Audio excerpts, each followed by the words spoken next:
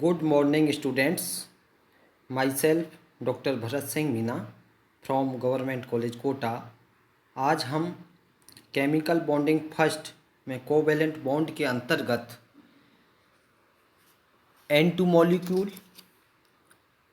O2 molecule, O2 ions and F2 molecule के बारे में विस्तार से अध्ययन करेंगे, जो कि होमोन्यूक्लियर डाई एटोमिक मॉलिक्यूल के ही अन्य एग्जाम्पल्स हैं। तो इससे प्रीवियस लेक्चर्स में भी हमने विभिन्न होमोन्यूक्लियर डाई एटोमिक मॉलिक्यूल्स के बारे में अध्ययन किया है। उसी होमोन्यूक्लियर डाई एटोमिक मॉलिक्यूल्स के अन्य एग्जाम्पल्स में आज हम N2 मॉलिक्यूल के बारे में डिस्कस करेंगे। जैसा कि हम जानते हैं कि नाइट्रोजन का जो एटॉमिक नंबर है वो है 7 और 7 एटॉमिक नंबर होने की कारण इसका जो इलेक्ट्रॉनिक कॉन्फ़िगरेशन होगा वो होगा, ये आपका नाइट्रोजन हो गया और नाइट्रोजन का इलेक्ट्रॉनिक कॉन्फ़िगरेशन इसका एटॉमिक नंबर 7, तो 1s2 2s2 और 2p के अंदर 3 एटॉमिक ऑर्बिटल्स हैं।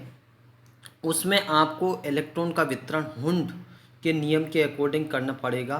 तो उसमें क्या होगा कि सभी को 2px1 2py1 एंड 2pz1 तीनों में एक एक अयुग्मित इलेक्ट्रॉन रहेगा। अब आप देखिए इससे क्या है कि तीनों ही जो पी कक्षक हैं वो कैसे अर्धपूर्ण भरे हुए हैं, और जो दूसरा नाइट्रोजन है उसके लिए भी यही इलेक्ट्रॉनिक कॉन्फ़िगरेशन रहेगा, अर्थात हम कह सकते हैं कि ये सेम इसका विन्यास रहेगा। जब आप इसका ऊर्जा आरेख का डायग्राम देखेंगे तो आप देखेंगे कि दोनों परमाणविक कक्षक मिलकर आणविक कक्षक का निर्माण करते हैं। इससे प्रीवियस लेक्चर में ये सब चीज़ें अपन पढ़ चुके हैं।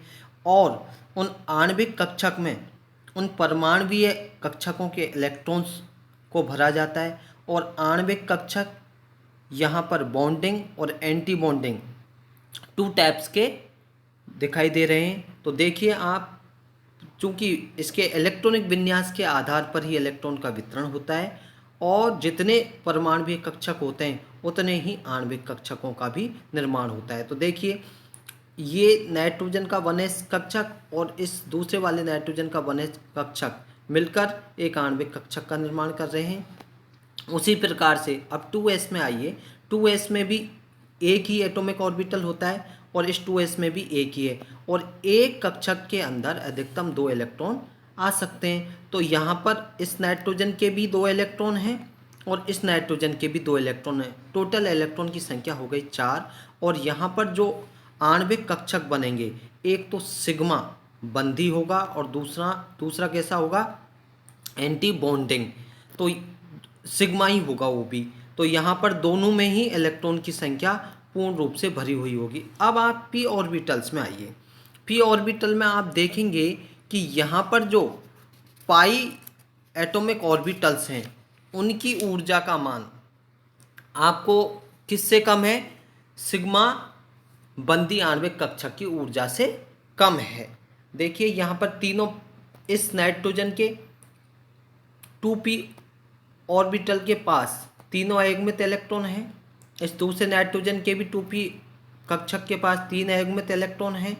लेकिन आप देखेंगे जब आणविक कक्षक बनेंगे तो जो पाई आणविक कक्षक हैं बंदी, उनकी ऊर्जा का मान सिग्मा बंदी आणविक कक्षक की ऊर्जा से कम है।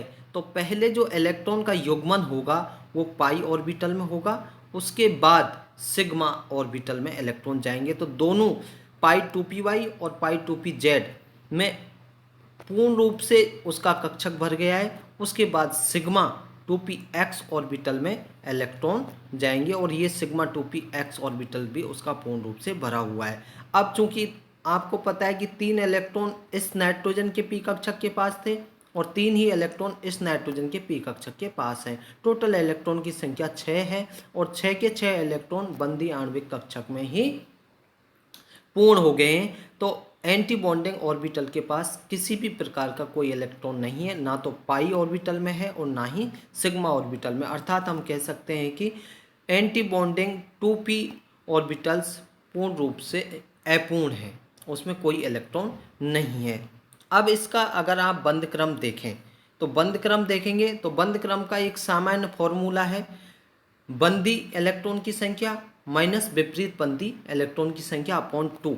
तो बंदी इलेक्ट्रॉन की संख्या देखिए आप, बॉन्डिंग में 2 सिग्मा 2s के और 6 किसके हैं 2p, जिसमें 4 तो 2p y और 2p z ऑर्बिटल के हैं और 2 सिग्मा 2p x के हैं। तो 6 इलेक्ट्रॉन प्लस 2 टोटल 8 इलेक्ट्रॉन तो आपके बंदी के हो गए और ओनली 2 इलेक्ट्रॉन आपके एंटी बॉन्डिंग में है, क्योंकि 2p ऑर्बिटल के एंटी बॉन्डिंग तो है ही नहीं, केवल सिग्मा 2ps का एंटी बॉन्डिंग है। तो इसका इलेक्ट्रॉनिक बंध क्रम देखेंगे तो आपको आएगा 8 माइनस क्या आ जाएगा 2 अपॉन 2।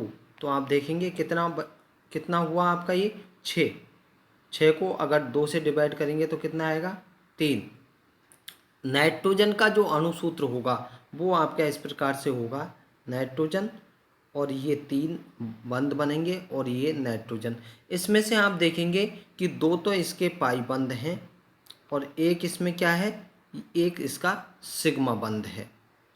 तो नाइट्रोजन के अणुसूत्र में आप देखेंगे 2 नाइट्रोजन परमाणुओं के मध्य एक सिग्मा बंध और 2 पाई बंध है। क्यों? क्योंकि दोनों पाई बॉन्डिंग आणविक कक्षकों में इलेक्ट्रॉन के 2 युग्म हैं, जबकि सिग्मा बॉन्डिंग आणविक कक्षक में 1 इलेक्ट्रॉन का युग्म है, इसलिए सिग्मा तो 1 बंध होगा और पाई 2 बंध होगा। अब आप इसमें एक और देखिए कि इसमें कोई भी अयुग्मित इलेक्ट्रॉन की संख्या नहीं है। देखिए इसका ऊर्जा डायग्राम, तो ऊर्जा डायग्राम में आपको कहीं भी आणविक कक्षक के अंदर अयुग्मित इलेक्ट्रॉन की संख्या दिखाई नहीं दे रही है। इससे इसकी नेचर का क्या पता चलता है कि ये कैसी नेचर का होगा, डाईमैग्नेटिक यानी प्रतिचुंबकीय होगा। और नाइट्रोजन में से अगर एक इलेक्ट्रॉन कम किया जाए तो क्या होगा, वो इलेक्ट्रॉन कहाँ से कम होगा, क्योंकि एंटी बॉन्डिंग के पास तो है ही नहीं, तो किस में से होगा, बॉन्डिंग और बॉन्डिंग आणविक कक्षक में से निकलेगा।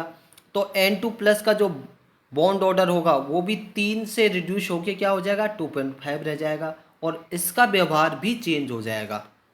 जो N2 प्लस आयन है उसका व्यवहार N2 का कैसा था, प्रतिचुंबकीय, और N2 प्लस का कैसा हो जाएगा, अनुचुंबकीय, क्योंकि इसमें अयुग्मित इलेक्ट्रॉन है। याद रखने के लिए आप ध्यान रखिए, अयुग्मित इलेक्ट्रॉन है तो अनुचुंबकीय है, अयुग्मित इलेक्ट्रॉन नहीं है तो प्रतिचुंबकीय है। ये याद रखने का एक आसान तरीका है।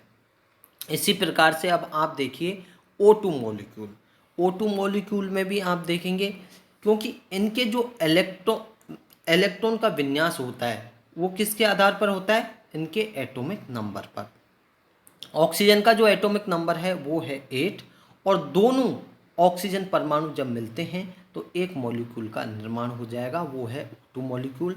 और अब आप इसका एटॉमिक नंबर 8 होने की वजह से देखिए एक इलेक्ट्रॉन की संख्या नाइट्रोजन की तुलना में बढ़ गई है, तो क्या होगा, वो इलेक्ट्रॉन कहाँ जाएगा, वो इलेक्ट्रॉन आपका 2p ऑर्बिटल में ही जाएगा, क्योंकि 1s पूरा भरा हुआ है, 2s पूरा भरा हुआ है, लेकिन दोनों 2p के तीनों जो ऑर्बिटल हैं वो कैसे अर्धपूर्ण भरे हुए हैं। हुंड व ऑब्बो सिद्धांत के अनुसार तीनों की समान ऊर्जा होने के कारण सभी को एक एक इलेक्ट्रॉन का वितरण होने के बाद जब पेयरिंग होगी तो सबसे पहले किसकी होगी, जो सबसे पहले आएगा। तो आप देखिए पेयरिंग में तो ये हो जाएगा 2px2, इसकी पेयरिंग हो गई और बाकी 2py में एक ही रहेगा और 2pz में भी एक ही अयुग्मित इलेक्ट्रॉन रहेगा। अब आप देखिए कि इसकी जो आणविक कक्षक की ऊर्जा है उसमें भी नाइट्रोजन की भांति क्या है, जो सिग्मा बंदी आणविक कक्षक की ऊर्जा है वो कैसी है, यहाँ पर सिग्मा बंदी आणविक कक्षक की ऊर्जा पाई बंदी आणविक कक्षकों की ऊर्जा से कम है। और नाइट्रोजन में कैसा था? नाइट्रोजन में जो पाई बंदी आणविक कक्षक थे उनकी ऊर्जा सिग्मा बंदी आणविक कक्षक की ऊर्जा से कम थी। नाइट्रोजन और ऑक्सीजन में ये आपको अंतर दिखाई दे रहा है कि नाइट्रोजन में तो क्या है, नाइट्रोजन का आप डायग्राम देखा होगा आपने, जो पाई 2p और पाई 2pz नीचे थे। लेकिन ऑक्सीजन में क्या हो रहा है कि ऑक्सीजन में जो सिग्मा 2px बॉन्डिंग है वो नीचे है और पाई 2py और पाई 2pz वो ऊपर है। अर्थात सिग्मा बॉन्डिंग आणविक कक्षक की ऊर्जा पाई बॉन्डिंग आणविक कक्षक की ऊर्जा से कम हो जाती है। और इसमें भी जो समस्त आणविक कक्षकों में इलेक्ट्रॉन का वितरण होगा वो ऑब्बो और हुंड के नियम अनुसार ही होगा। अब देखिए इसका ऊर्जा आरेख देख के ये अपन देख सकते हैं इलेक्ट्रॉन का वितरण जिस प्रकार से हुआ है, क्योंकि यहाँ तक तो सेम ही रहेगा, जैसा नाइट्रोजन का था वैसा ही रहेगा 2s तक। तो अंतर कहाँ आएगा? 2p। तो 2p में देखिए 2px में 2 इलेक्ट्रॉन है, y में 1 है और z में 1 है। तो टोटल एक ऑक्सीजन परमाणु के पास 4 2p में इलेक्ट्रॉन है। इसी प्रकार से दूसरे ऑक्सीजन परमाणु के पास भी 4 ही 2p के पास तीनों एटॉमिक ऑर्बिटल्स के पास इलेक्ट्रॉन है। इन 8 इलेक्ट्रॉनों को जब हम भरेंगे तो क्या होगा? सबसे पहले किस में जाएगा? जिसकी ऊर्जा कम है। यहाँ पर ऊर्जा किसकी कम है? सिग्मा 2px बॉन्डिंग की। तो सबसे पहले 2 इलेक्ट्रॉन इसमें जाएंगे। उसके बाद पाई 2py बॉन्डिंग और पाई 2pz बॉन्डिंग, इन दोनों की ऊर्जा समान है, दोनों में 2 इलेक्ट्रॉन जाएंगे। अब आपके पास 6 इलेक्ट्रॉन का वितरण तो हो गया है। कितने इलेक्ट्रॉन बच गए? अब आपके पास 2 इलेक्ट्रॉन और बच गए। अब वो 2 इलेक्ट्रॉन कहाँ जाएंगे? क्योंकि बॉन्डिंग कंप्लीट रूप से फिल हो चुका है तो वो जाएंगे अब एंटी बॉन्डिंग में। और एंटी बॉन्डिंग में भी जिसकी ऊर्जा कम है उसके पास जाएंगे। तो एंटी बॉन्डिंग में किसकी ऊर्जा कम है? पाई 2py और पाई 2pz एंटी बॉन्डिंग ऑर्बिटल की। तो 2 ही इलेक्ट्रॉन है, दोनों समान ऊर्जा के हैं हुंड नियम के अनुसार, तो दोनों में एक एक अयुग्मित इलेक्ट्रॉन होगा। अब इसका आप अगर बॉन्ड ऑर्डर देखेंगे तो यहाँ पर जो बॉन्ड ऑर्डर में जो बॉन्डिंग में इलेक्ट्रॉन की संख्या है वो कितनी है? 2 तो 2s के पास है और 6 2p ऑर्बिटल्स के पास है, तो टोटल 8 हो गए। लेकिन एंटी बॉन्डिंग की संख्या यहाँ पर बढ़ गई, 2 तो 2s के पास है और 2 2p के पास है, तो टोटल 4 एंटी बॉन्डिंग हो गए। इसका बॉन्ड ऑर्डर निकालेंगे तो ये आएगा आपका 8 - 4 अपॉन 2 4/2 बराबर क्या आया? 2। ऑक्सीजन का जो बॉन्ड ऑर्डर है वो 2 होगा, जिसमें एक सिग्मा बंद होगा और दूसरा पाई बंद होगा। क्यों? क्योंकि इसके अधिक बंदी इलेक्ट्रॉन में एक सिग्मा बंदी आणविक कक्षक में से एक युग्म पाई बंदी आणविक कक्षक में है। आप देखें तो इसका ऑक्सीजन का इस प्रकार से होएगा डबल बॉन्ड, और ये ऑक्सीजन, ये सिग्मा और एक पाई। इसकी जो बॉन्ड डिस्टेंस होगी वो होगी 1.21 एंगस्ट्रॉम एंड बॉन्ड एनर्जी होगी 118 किलो कैलोरी प्रति मोल। अब एक अगर आप इसका आरेख देखेंगे तो उससे एक बहुत ही महत्वपूर्ण बात आपको समझ में आएगी। ऑक्सीजन के मॉलिक्यूल में 2 अयुग्मित इलेक्ट्रॉन है। देखिए ये रे 2 अयुग्मित इलेक्ट्रॉन एंटी बॉन्डिंग के पास, इसलिए इसकी अयुग्मित है। तो मैंने इससे पहले बताया था अयुग्मित मतलब प्रकृति कैसी होगी? अनुचुंबकीय। और उसको क्या कह सकते हैं? अनुचुंबकीय को पैरामैग्नेटिक भी। ऑक्सीजन का यह गुण आपने बैलेंस मोड थ्योरी में देखा होगा, उसकी लिमिटेशंस में, उसके आधार पर इसको एक्सप्लेन नहीं किया जा सका था। लेकिन यहाँ पर अयुग्मित इलेक्ट्रॉन की प्रेजेंस और ये तथ्य साबित करता है कि इलेक्ट्रॉन ऑब्बो हुंड के नियम के अनुसार परमाणु कक्षकों की भांति ऊर्जा स्तर के आधार पर आणविक कक्षकों में भरे जाते हैं। और अयुग्मित इलेक्ट्रॉन की संख्या ये प्रूव करती है कि ऑक्सीजन की जो नेचर है वो अनुचुंबकीय ही है। अब इसका अगर ऑक्सीजन का आप देखेंगे O2 आयन, तो O2 आयन देखेंगे तो आप देखिए O2 आयन में आपको किस प्रकार से दिखाई देगा? चूँकि O2 प्लस हो गया है, O2 प्लस आयन है। अब O2 प्लस आयन होने से क्या हो गया, जो इलेक्ट्रॉन की संख्या है वो किसी एक ऑक्सीजन परमाणु के पास कम हो गई, एक ऑक्सीजन परमाणु के पास कम हो गई, तो वो कहाँ से निकलेगी। आप इसका ऊर्जा आरेख देखेंगे तो ऊर्जा आरेख देखेंगे, दोनों अयुग्मित इलेक्ट्रॉन एंटी बॉन्डिंग में, तो इसमें से एक इलेक्ट्रॉन कम हो जाएगा। और एक इलेक्ट्रॉन कम होने के कारण जो प्रतिबंधी आणविक कक्षक थे उसमें इलेक्ट्रॉन की संख्या कम हो जाएगी। तो O2 प्लस का अगर आप बॉन्ड ऑर्डर देखेंगे तो आपको ऑक्सीजन की अपेक्षा इसका बॉन्ड ऑर्डर बढ़ जाएगा। क्यों बढ़ जाएगा, देखिए आप इसका कारण, 8 तो बंदी में तो सेम रहेंगे लेकिन विपरीत बंदी में इलेक्ट्रॉन की संख्या कम हो गई तो आपका बॉन्ड ऑर्डर 2.5 हो गया, जबकि ऑक्सीजन में क्या था 2। अब O2 से इसका बॉन्ड ऑर्डर अधिक है और बॉन्ड ऑर्डर अधिक है तो इसकी दूरी ऑक्सीजन से कम होगी, और दूरी कम होगी तो O2 अणु में 2 अयुग्मित इलेक्ट्रॉन हैं, जबकि O2 प्लस में कितना है, केवल एक ही है। इससे क्या होगा कि O2 प्लस आयन O2 अणु से अधिक स्थायी होगा। ध्यान रखें, जितना आपका बॉन्ड ऑर्डर बढ़ेगा वो उतना ही अधिक स्थायी होगा, एक तो ये है। दूसरा, जितने विपरीत बंदी इलेक्ट्रॉन की संख्या कम होगी उतने विपरीत बंदी इलेक्ट्रॉन की उपस्थिति भी अस्थायित्व को प्रदर्शित करती है। तो इलेक्ट्रॉन की संख्या कम होने के कारण इसका अस्थायित्व ऑक्सीजन की तुलना में बढ़ गया है। ठीक है, इसी प्रकार से आप अन्य उदाहरण भी ले सकते हैं। ये तो था O2 प्लस आयन का जिसमें इलेक्ट्रॉन की संख्या कम हुई। अब ले सकते हैं आप O2 माइनस आयन का। अब O2 माइनस आयन है, इसलिए क्या हुआ, ऑक्सीजन की तुलना में इसकी इलेक्ट्रॉन की संख्या बढ़ गई, और ऑक्सीजन की तुलना में इलेक्ट्रॉन की संख्या बढ़ गई तो बढ़ा हुआ इलेक्ट्रॉन भी कहाँ जाएगा, आप डायग्राम देखिए, वो विपरीत बंदी में जाएगा। और विपरीत बंदी में किस प्रकार से जाएगा कि इन दोनों में समान ऊर्जा के इलेक्ट्रॉन होने के कारण अब इसका युग्मन होगा। युग्मन होने के कारण जो विपरीत बंदी है उसमें इलेक्ट्रॉन की संख्या बढ़ जाएगी। तो इसका O2 माइनस का बॉन्ड ऑर्डर निकालेंगे, O2 माइनस का, तो वो आएगा आपका 8 माइनस 5/2, तो ये रह जाएगा आपका 1.5। तो इसका बॉन्ड ऑर्डर ऑक्सीजन की तुलना में कम आया है। क्यों, क्योंकि विपरीत बंदी इलेक्ट्रॉन की संख्या अधिक है, और विपरीत बंदी इलेक्ट्रॉन की संख्या अधिक है तो ऑक्सीजन की तुलना में इसका स्थायित्व कम हो जाएगा, और इसके साथ ही इसकी जो बॉन्ड डिस्टेंस है वो ऑक्सीजन की तुलना में बढ़ जाएगी। ध्यान रखें, अगर बॉन्ड ऑर्डर कम हो रहा है तो डिस्टेंस बढ़ रही है, और बॉन्ड ऑर्डर अधिक हो रहा है तो डिस्टेंस कम हो रही है। और बॉन्ड ऑर्डर जब अधिक होता है तो अयुग्मित इलेक्ट्रॉन की संख्या कैसी हो जाएगी, यहाँ पर आप देखेंगे जितने अयुग्मित इलेक्ट्रॉन होंगे या प्रतिबंधी इलेक्ट्रॉन की संख्या बढ़ेगी तो स्थायित्व कम होता चला जाएगा। तो आपने यहाँ पर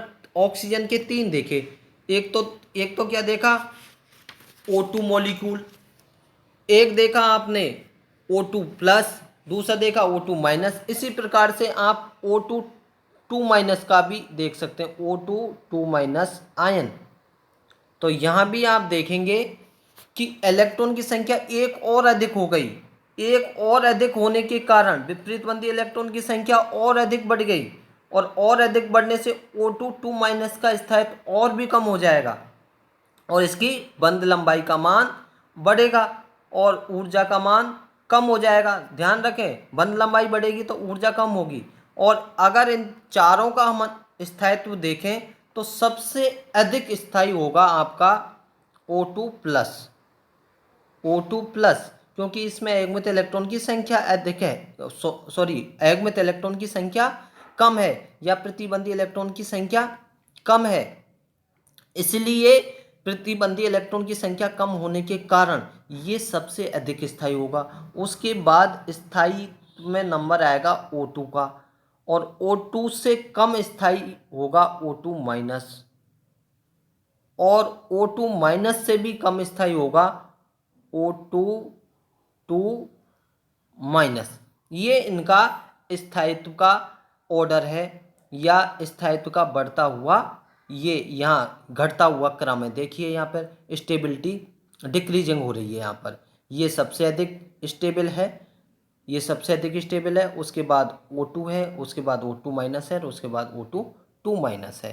तो इस प्रकार से इनका ऑर्डर होता है। तो आज हमने किस किस के बारे में पढ़ा? एक तो पढ़ा N2 मॉलिक्यूल और दूसरा पढ़ा ऑक्सीजन, और ऑक्सीजन के जितने भी आयन थे उन सभी के बारे में अध्ययन किया।